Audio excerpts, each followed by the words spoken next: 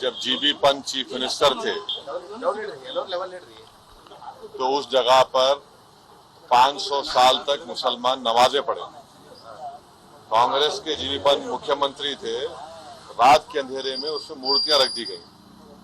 मेरी मस्जिद थी, है और रहेगी। उन्होंने मूर्तियां नहीं निकाले।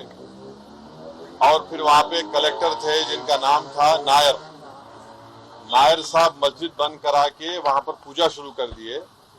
और 1950s में नायर साहब जनसंघ के पहले मेंबर ऑफ पार्लियामेंट बने। फिर 1986 में लॉक्स खोले गए, बगैर मुसलमानों को सुने। बूटा सिंह शिलान्यास कर दिए। 6 दिसंबर 1992 को सुप्रीम कोर्ट को ये वादा करके बीजेपी संघ परिवार बाबरी मस्जिद को डिमोलिश कर दिए, शहीद कर दिए। और बीजेपी के पास ये मुद्दा कब आया आपको मालूम? आप लोग मालूम बीजेपी कब उठाई? 1989 में पालनपुर में बीजेपी रेजोल्यूशन पास करी। विश्व हिंदू परिषद जब फॉर्म हुई, जब तो राम मंदिर नहीं था। महात्मा गांधी बोले क्या? महात्मा गांधी इस बारे में बोले, उन्होंने तो बहुत बड़े, उन्होंने तो हे राम बोल के मारने वाला गोली मारा उनको गोडसे, उनके जबान से ही तो निकला था। वो बोले क्या? नहीं बोले। तो ये पूरा एक सिस्टमैटिक तरीके से भारत के मुसलमानों से ये बाबरी मस्जिद को छीन लिया गया। सुप्रीम कोर्ट का यकीनन फैसला है। सुप्रीम कोर्ट हमारे मुल्क की आखिरी एपेक्स कोर्ट है।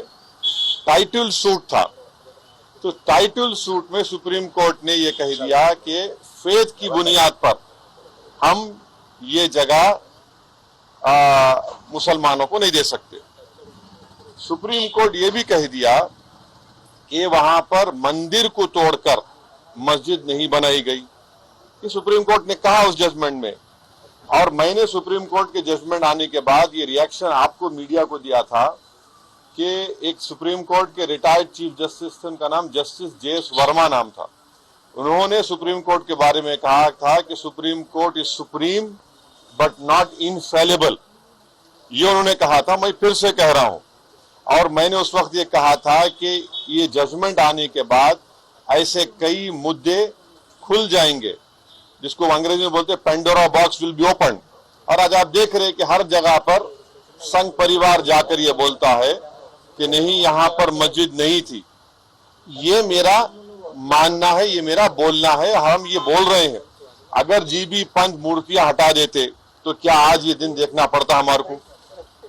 अगर 1986 में ताले नहीं खोले जाते तो क्या आज ये दिन आता? क्या अगर 6 दिसंबर को बाबरी मस्जिद डेमोलिशन नहीं होता तो क्या ये दिन देखना पड़ता? ये सवाल है हमारे, इसका जवाब कोई दे ही नहीं रहा है।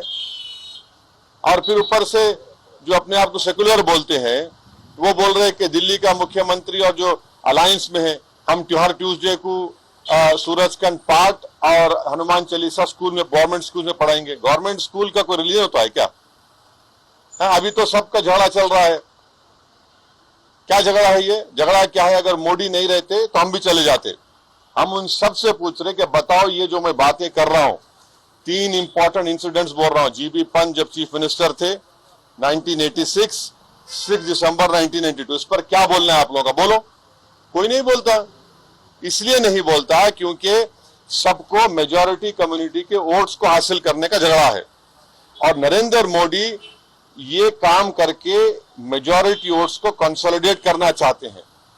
और इससे एक पैगाम दे रहे हैं भारत के मुसलमानों के कि आपका भारत की पॉलिटिक्स में आपका क्या मुकाम है, आपकी प्लेस क्या है, ये बताया जा रहा है।